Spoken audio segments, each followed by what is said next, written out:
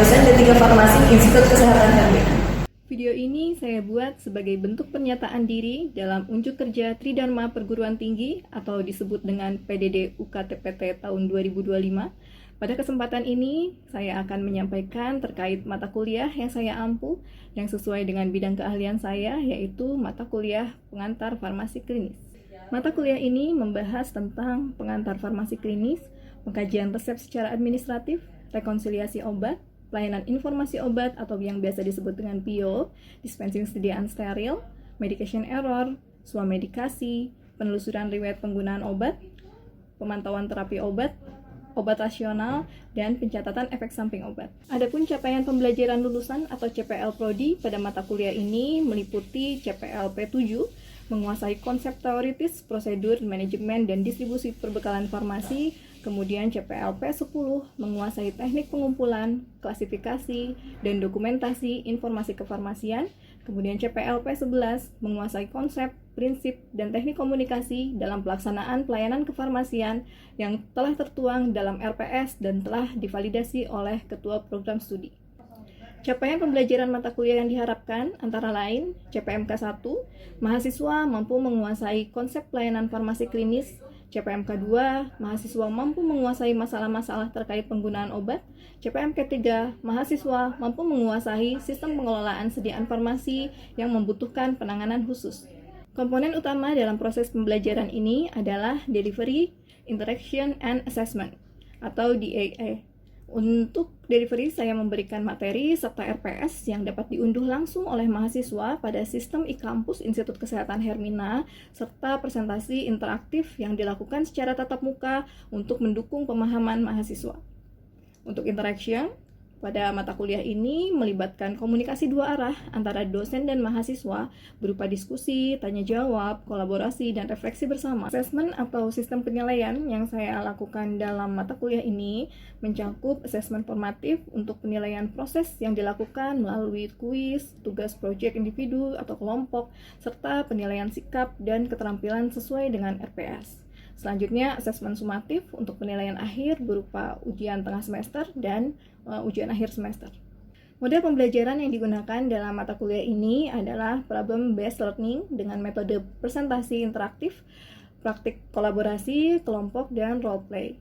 Referensi yang saya gunakan dalam mata kuliah ini adalah berupa buku referensi karya saya sendiri dengan tim dosen farmasi, kemudian buku referensi karya ahli lain, serta jurnal artikel yang bereputasi yang memiliki nilai kebaharuan agar mahasiswa mampu mengikuti perkembangan ilmu, pengetahuan, dan teknologi masa kini.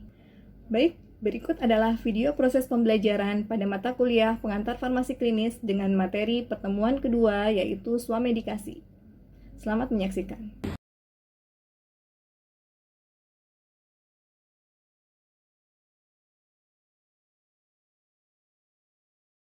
Assalamualaikum warahmatullahi wabarakatuh. Waalaikumsalam warahmatullahi wabarakatuh. Apa kabar semuanya? Alhamdulillah luar biasa. Allahu Akbar. Semangat ya. Semangat. Hari ini ada yang nggak hadir? Hadir. Baik, pada kesempatan ini kita pertemuan kedua ya. Pertemuan kedua pengantar farmasi klinis. Kita akan membahas tentang swamedikasi. Tapi sebelumnya saya akan bertanya di pertemuan sebelumnya kita membahas tentang apa materinya? Medication error. Semua gitu ya, medication error. Apa yang kalian ketahui tentang medication error? Tipe insiden keselamatan pasien. Oh ya, insiden keselamatan pasien. Ada yang masih ingat apa insiden keselamatan pasien? Jenis-jenisnya apa aja? Ada ABC. Kalau kejadian pasien cedera. Dua? Kejadian apa? Kejadian cedera. Tiga? KTC. Kejadian cedera. Yang terakhir keempat? KPD. Apa? Kejadian cedera. Hebat ya, kalian masih ingat berarti ya. Oke, selanjutnya kita ke materi swamedikasi. Teman-teman udah ada yang pernah mendengar belum istilah swamedikasi? Sudah. Siapa? Pengobatan sendiri. Pengobatan sendiri ya. Adapun nanti saya akan menjelaskan deskripsi mata kuliah Jadi mata kuliah Swamedikasi ini membahas tentang praktek pengobatan sendiri ya oleh individu, termasuk pengertian jenis penyakit yang dapat ditangani, pemilihan obat yang aman, serta manfaat dan resiko dari swamedikasi. Adapun kemampuan yang diharapkan setelah teman-teman mendapatkan mata kuliah ini ya tentang swamedikasi, terutama mahasiswa mampu memahami dan menguasai konsep dan teknik komunikasi mengenai swamedikasi serta mempraktekkan swamedikasi di apotek. Teman-teman harus ingat ya bahwa swamedikasi ini hanya dilakukan di apotek. Jadi teman-teman gak akan menemukan swamedikasi di rumah sakit ya, pasti hanya ada di apotek gitu ya. Jadi nanti teman-teman saya minta untuk membuat tugas ya untuk hari ini, membuat skenario tentang swamedikasi yang dilakukan biasanya di apotek, penyakit-penyakit yang ringan aja ya, kayak batuk, demam gitu ya, pilek, terserah mau pilih tema apa ya, penyakitnya dikembalikan kepada teman-teman. Nanti silakan praktekkan di depan seperti itu ya. Baik Ibu.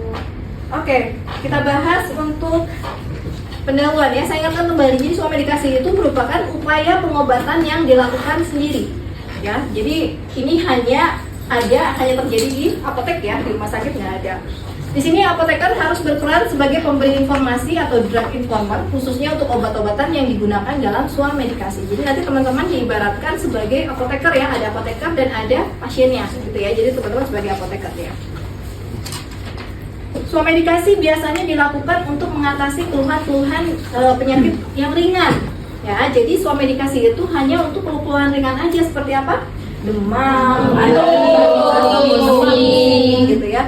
Kalau misalnya penyakitnya komplikasi, misalnya diabetes, hipertensi, boleh nggak swamedikasi? Jadi hanya untuk penyakit-penyakit ringan aja. Swamedikasi menjadi alternatif yang diambil masyarakat untuk meningkatkan keterjangkauan. Jadi ada masyarakat yang tidak mampu, dia pasti akan melakukan swamedikasi gitu ya. Jadi dia nggak akan membeli ke klinik, dia akan melakukan pengobatan sendiri. Faktor-faktor swamedikasi, pengetahuan masyarakat tentang penyakit ringan, karena pengetahuan masyarakat sudah banyak tahu gitu ya tentang penyakit dan cara pengobatannya, pasti masyarakat sudah lebih pintar gitu ya. Sekarang banyak kan ya, Google udah AI ya, AI itu udah bisa melihat ini obatnya apa ya untuk penyakit ini gitu ya, dia bisa dengan mudah mendapatkan informasi. Motivasi masyarakat untuk mencegah atau mengobati penyakit ringan tersebut, kemudian ketersediaan dan kemudahan mendapatkan obat. Jadi perlu diingat bahwa obat-obat yang diberikan secara swamedikasi itu adalah obat-obat yang OTC. Ada yang tahu OTC? Apa bedanya dengan obat keras? Khasiat obat ini penting. Nanti ya pada saat skenario, pada saat kalian dialog di depan, tanyakan khasiat obatnya apa, kemudian apakah ada kontraindikasi seperti itu ya, apakah obatnya akan menimbulkan kontraindikasi, kemudian efek samping. Nah, kalau misalkan menjelaskan efek samping, jelaskan efek samping yang ringan aja gitu ya, jangan efek samping yang berat ya, karena kalau misalkan kalian langsung memberikan efek samping yang berat, nanti akan kaget pasiennya, dan pasiennya akan takut gitu ya, dan nggak akan membeli obat itu gitu ya. Berikan efek samping yang ringan aja. Cara pemakaian untuk alat-alat yang memang si pasien tidak bisa menggunakannya, misalnya apa? Inhaler kan susah ya, kalau misalkan yang awam nggak bisa menggunakan, kita jelaskan cara penggunaannya seperti apa. Kemudian dosisnya juga kita harus sertakan gitu ya, karena walaupun obat bebas, kalau misalkan dosisnya tidak sesuai, dia nantinya akan kalau tidak sesuai pasti akan menimbulkan efek samping. Waktu pemakaian juga jelas harus digunakan, kemudian lama penggunaan obatnya juga harus dijelaskan gitu ya. Hal yang harus diperhatikan sewaktu minum obat tersebut, misalnya pantangan makanan, apakah dia ada alergi makanan atau tidak gitu ya. Kemudian ada beberapa obat yang boleh diberikan dengan makanan, ada yang tidak boleh diberikan dengan makanan ya. Kemudian hal apa aja yang dilakukan jika lupa memakai obat? Kalau misalkan kita lupa minum obat, misalnya antibiotik, kita apa? Informasi apa yang disampaikan? Kalau misalkan diminum saat kita ingat. Cara penyimpanan obat yang baik, cara memperlakukan obat yang masih tersisa, dan cara membedakan obat yang masih baik dan sudah rusak. Oke, kita jelaskan juga itu masalah bagaimana penyimpanannya gitu ya, kemudian bagaimana pengendalian obat yang sudah kadaluarsa. Apoteker juga perlu memberi informasi kepada pasien tentang obat generik ya. Jadi kalau misalkan di apotek ya pasti kita tawarkan dulu obat generik ya, jangan langsung memberikan obat yang brand gitu ya, karena ini terkait dengan farmakoekonomi dan hak pasien, karena hak pasien itu harus mendapatkan obat yang terjangkau gitu ya, apalagi pasien-pasien yang kurang mampu. Ya, sekian materi dari saya. Sampai sini ada yang mau ditanyakan? Ada yang mau bertanya? Ya, silakan Bu. Silakan. Kalau misalkan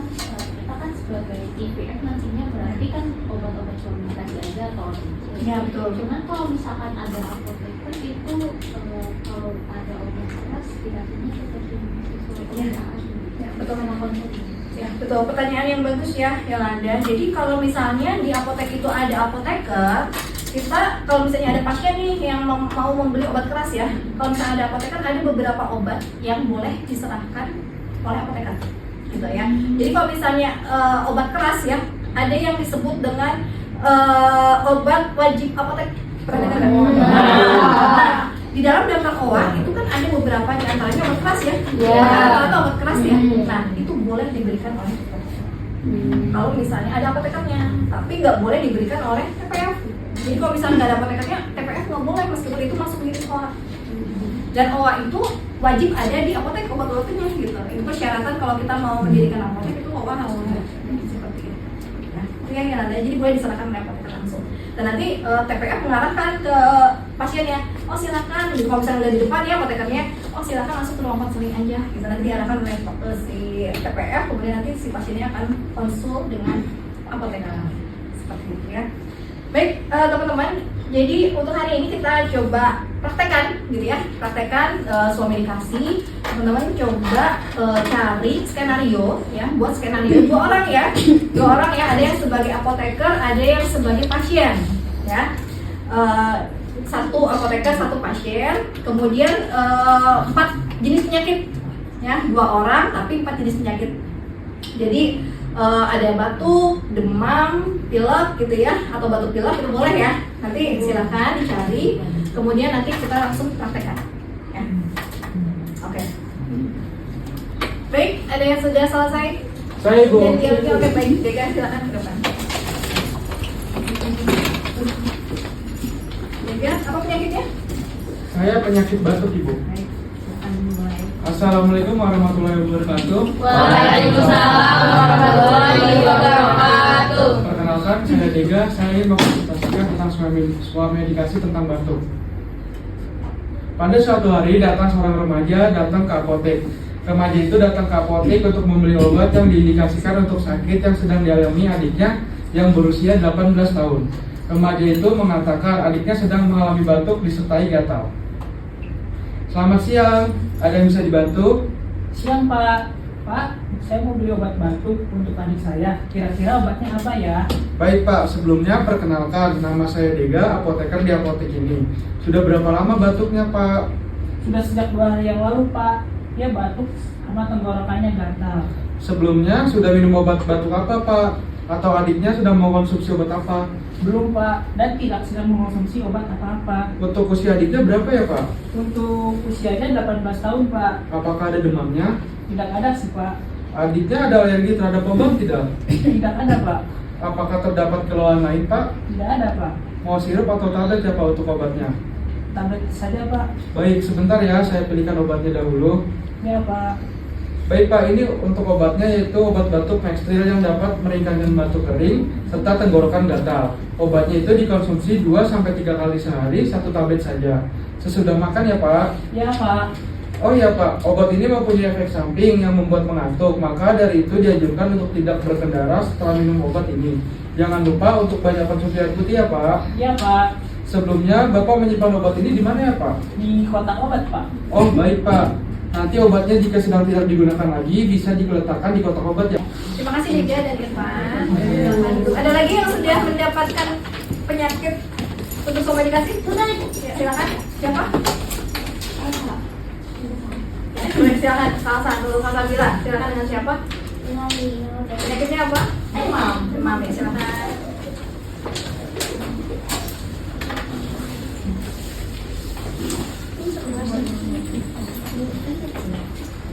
Apa?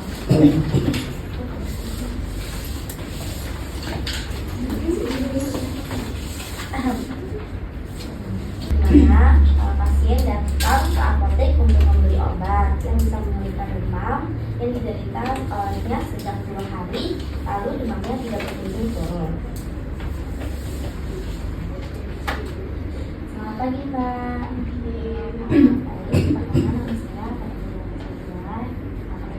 Suaranya, dengar nggak suaranya?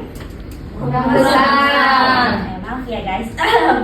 Selamat pagi Mbak, perkenalkan nama saya Nusra Sabila, apoteker yang berbeda hari ini. Sebelumnya saya bicara dengan siapa? Saya Tias. Tias. Baik Mbak Tias, ada yang bisa saya bantu?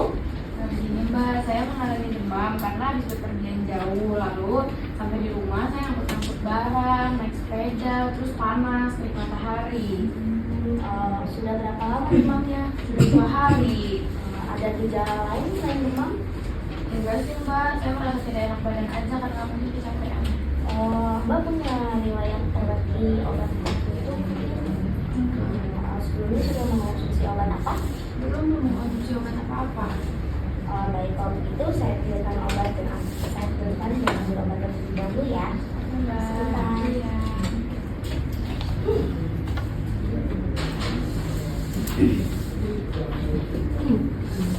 Baik Mbak Tias, ini obatnya untuk menurunkan demam. Saya berikan paracetamol diminum 3 kali sehari, 1 tablet 3 demam.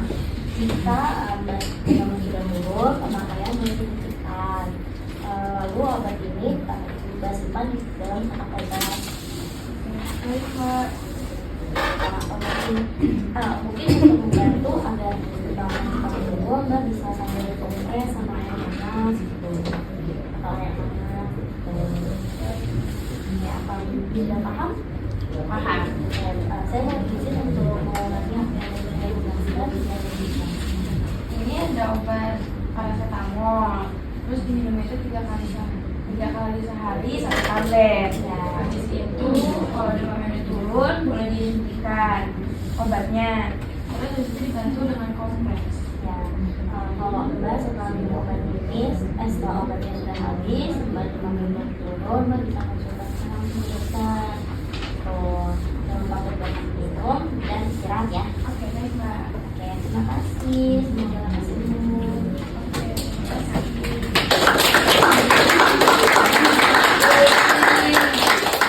Ya, jadi di terakhir itu ada pertanyaan ulang gitu ya. Jadi kita menanyakan lagi kepada pasiennya. Ya. Jadi siapa lagi yang sudah selesai mencari skenario? Ada yang selesai? Saya Bu. Ya, silakan Azeda ke depan. Temanya tentang apa? Tentang babat dan pilek Bu.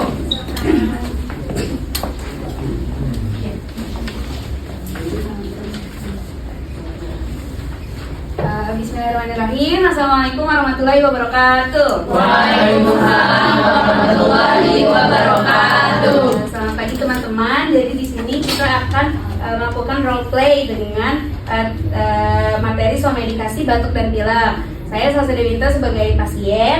Saya Marsha sebagai apoteker. Saya Zelda sebagai asisten apoteker. Pada suatu hari datang seorang kakak dan adik ke apotek. Mereka datang ke apotek untuk membeli obat yang bisa menyembuhkan penyakit yang sedang dialami adiknya yang berusia 5 tahun. Kakak mengatakan adiknya sedang mengalami batuk berdahak dan dahak yang dikeluarkan kental dan belum bisa mengeluarkan sendiri dahaknya itu. Kemudian tenggorokannya terasa gatal dan hidungnya meleleh atau pilek. Selamat siang Kak, ada yang bisa dibantu? Siang Kak, jadi saya mau beli obat untuk batuk dan pilek untuk adik saya. Kira-kira obatnya apa ya?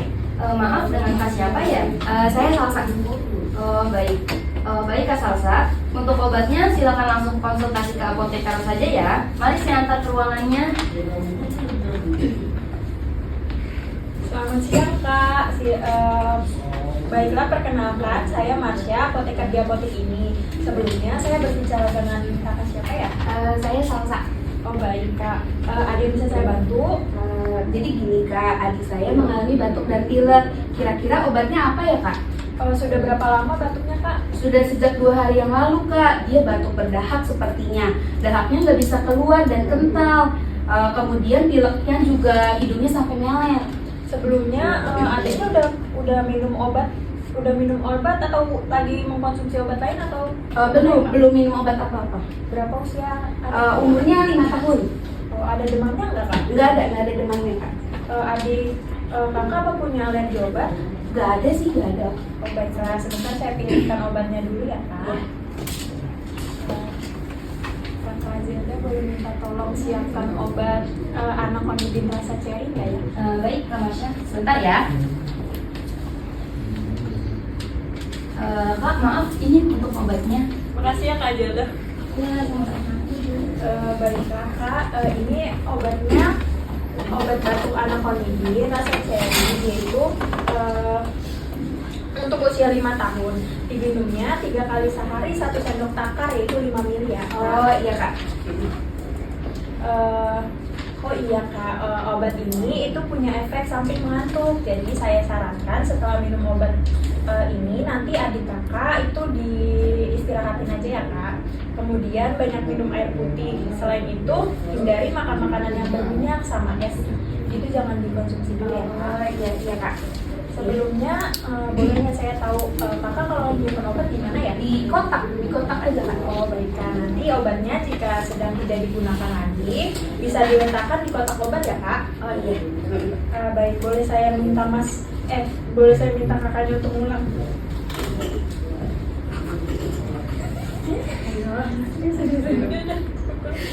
Iya, jadi obat batuk ini untuk usia 5 tahun diminum diminum 3 kali sehari 1 sendok takar atau 5 ml tadi ya kakaknya bilang. Terus obat ini juga memiliki efek kantuk. Jadi setelah minum obat nanti adik saya suruh istirahat aja tidur. Terus gak boleh juga minum atau makan makanan yang berminyak. Oke Kak, betul sekali.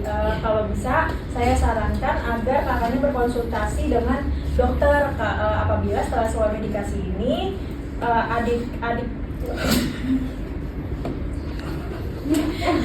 kakak batuk dan pilek ya Kak. Iya baik Kak, baik. Nanti saya ke dokter kalau masih pilek kalau seminggu ini. Dia bisa saya bantu. Enggak, kalau udah sudah cukup. Ya, terima kasih banyak. Ya. Semoga adiknya cepat sembuh ya Kak. Ya, Obatnya amin. nanti dibayar di kasir. Ya, saya ke kasir dulu ya Kak. Terima kasih. Baik.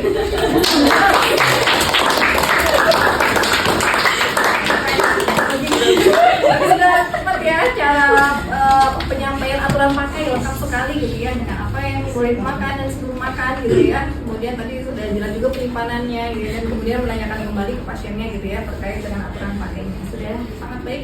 Selanjutnya ada lagi yang sudah selesai? Ada yang ya silakan. Penyakitnya apa? Pilek. Obat sirup. Oh iya.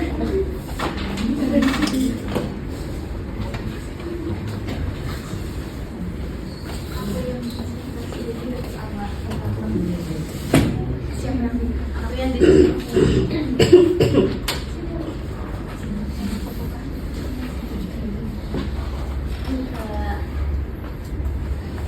Ada ya. Assalamualaikum warahmatullahi wabarakatuh. Waalaikumsalam warahmatullahi wabarakatuh. Selamat pagi Ibu Ana dan juga teman-teman sekalian. Jadi kami dari kelompok kesekian udah berapa ya, kayaknya udah kelompok 4 ingin mempresentasikan mengenai suatu medikasi terkait sakit pilek. Sebelumnya perkenalkan, saya Yolanda Wijaya Dan saya Melala Rizia. Kami akan membacakan dulu narasi awal. Pada suatu hari datang seorang remaja dengan adiknya ke apotik. Mereka datang ke apotik untuk membeli obat pilek untuk adiknya yang berusia 12 tahun. Selamat. Ini ceritanya sore-sore ya teman-teman. Iya. Selamat sore Kak, perkenalkan saya Yolanda Wijaya sebagai apoteker di apotek ini. Apakah ada yang bisa saya bantu? Sore Mbak, ini saya mau beli obat pilek nih buat adik saya. Baik Kak, kalau boleh tahu udah berapa lama ya pileknya? Udah dari 3 hari yang lalu sih Kak. Oke, sebelumnya adiknya udah sempat dikasih obat warung gitu atau obat minum? Belum, kita belum kasih obat. Oh belum ya, padahal udah 3 hari yang lalu ya Kak. Usianya berapa ya Kak? Sekarang dia usia 12 tahun Kak. Ada disertai batuk atau mungkin demam? Enggak sih Kak, dia cuma pilek aja. Oh pilek aja ya.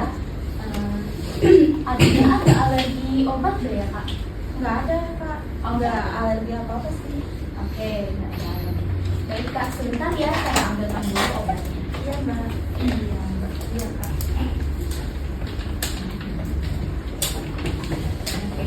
Nah, Kak, ini ada obat pilek Bufadip. Jadi untuk anak usia 12 tahun diminumnya 3 kali sehari 1 sendok makan ya Kak. Oh iya. Kalau boleh tahu ini ada efek sampingnya ya mbak kak? Efek samping yang berat sih enggak Kak, paling cuma ngantuk. Makanya nanti setelah minum saya sarankan adik kakak langsung istirahat aja. Terus juga perbanyak minum, makannya juga jangan yang berminyak dulu atau mungkin es-es gitu. Ini Kak, apakah ada yang mau ditanyakan lagi? Cukup sih mbak informasinya. Mungkin biar lebih jelas ya Kak, boleh saya minta kakak untuk ulangi penggunaan obatnya seperti apa? Ini dari efek sampingnya tadi itu menyebabkan kantuk. Jadi setelah minum obat ini adiknya diistirahatkan dulu. Terus banyak minum air putih dan nggak makan makanan yang berminyak dulu ya kak. Iya betul. Untuk cara minumnya berapa kali sehari Kak? 3 kali sehari setelah makan 1 sendok makan. Iya baik. Terima kasih ya Kak. Ya, semoga lekas sembuh ya Kak adiknya. Untuk pembayaran obatnya bisa langsung dibayarkan di kasir. Baik kak, saya bayar dulu ya. Terima kasih. Iya Kak, sama-sama. Ramai lancar. Oke, sudah sangat baik ya tugasnya. Oke teman-teman, untuk hari ini kita cukupkan ya. Masih ada yang mau ditanyakan? Sudah Ibu. Ya, nanti untuk tugas hari ini nanti saya akan upload di kampus ya. Mohon dicek nanti dikumpulkan minggu depan. Nanti sudah ada juga deadline-nya kapan gitu ya, waktunya kapan, jangan sampai di luar tenggat ya. Jadi benar-benar nanti ya. Baik, kalau misalkan ada yang mau ditanyakan untuk hari ini kita cukupkan ya. Terima kasih atas kehadirannya. Mohon maaf apabila ada kesalahan dan kekurangan selama penyampaian materi. Kita akhiri. Assalamualaikum warahmatullahi wabarakatuh. Waalaikumsalam warahmatullahi wabarakatuh.